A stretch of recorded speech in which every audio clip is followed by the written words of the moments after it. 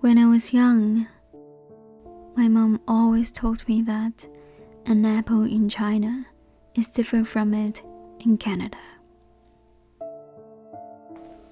I asked her why. She said, the culture.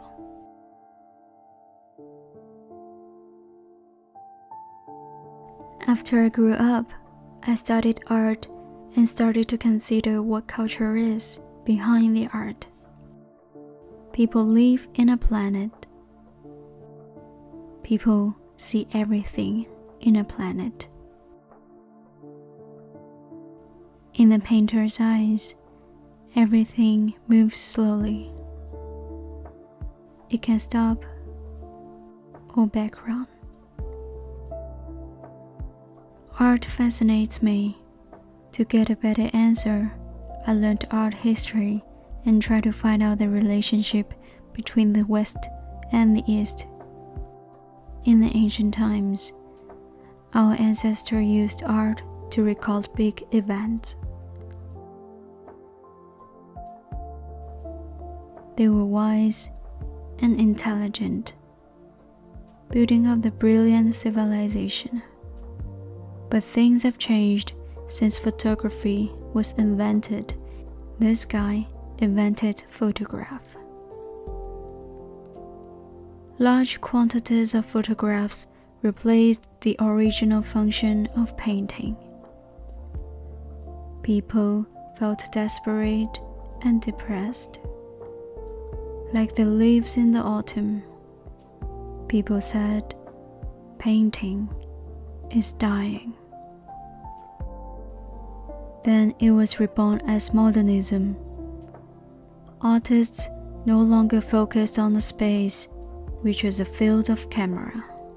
Feelings, expressions, and materials are what they are eager to motivate. So does the Chinese brush painting.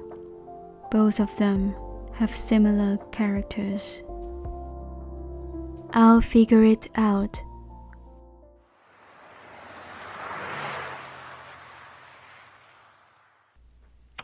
I asked lots of people for the answers.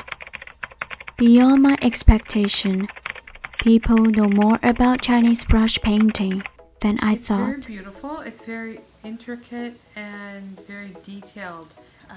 It's a minimalist, so there's not a huge amount of details in the background, but the pictures themselves are created with very eloquent brushstrokes. And yet there's a creative or a type of a flow to it. So even though it's specific, it also seems to have movement to it. I think I might have seen it in a museum the first time. I thought it was really cool.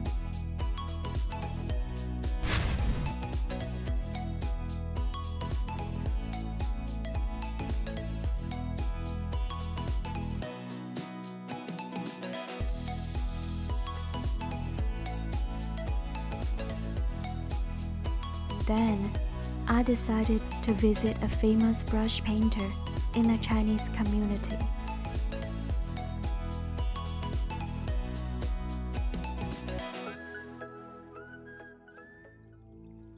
I'm Andy Low, and I'm a Chinese-Canadian artist.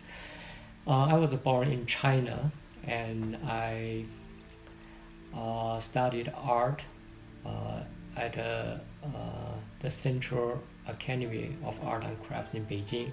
In 1981, I came to the States for my graduate study, and I got my Master of Fine Arts degree at the University of North Texas. And after that, I started to teach Chinese brush painting workshops at North America. I really appreciate the beautiful nature of Canada. And another thing is the multiculturalism in Canada. And that's totally different from Chinese culture. But this is an immigration country. So people come from whole everywhere from the world. They bring their own culture, but they still keep their cultural identity in Canada. I find out that most the Westerner they are interested in Chinese art, but they are not totally understanding it. And for example, Yellow Mountain in China, Huangshan, Guilin, has a beautiful landscape paintings. But for them, I think most of them, they haven't been in China, and they find out that is the beautiful scenery come from Chinese artist mind, and they think it's impossible to have such a unique landscape there.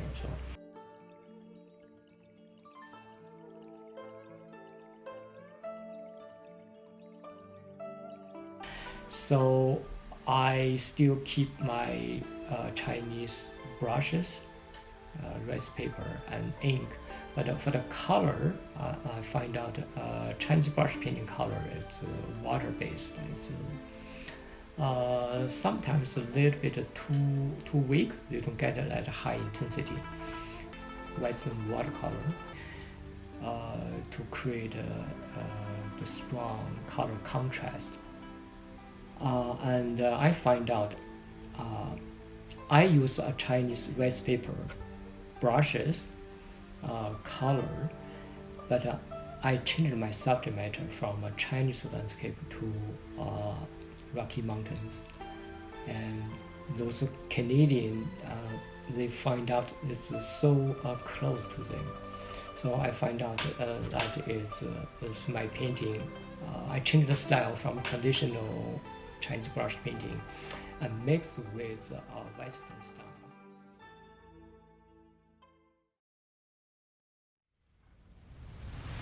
The communication is very important, and I like to introduce Chinese art to Canadian people. It was very like relaxing, and it didn't feel like there was a lot of pressure to be like perfectly precise, that if there was a little too much water. When he holds a brush, he sees a lot of possibilities and all. So I'm like, how come I never knew about it? It's the first time I came to know. Taught me when I was really small. Yeah. That's why I know they make it look easy. It's not that easy. And they can realize the cultural difference. They can respect each other.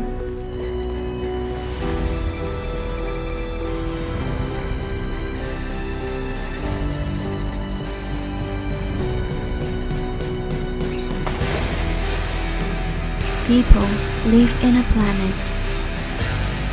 People see things differently from the others. The world is beautiful because of the art and the culture. We read and we learn. I have never given up looking for the answer. Never and ever. I went across the whole journey and gained different experience through the diverse culture.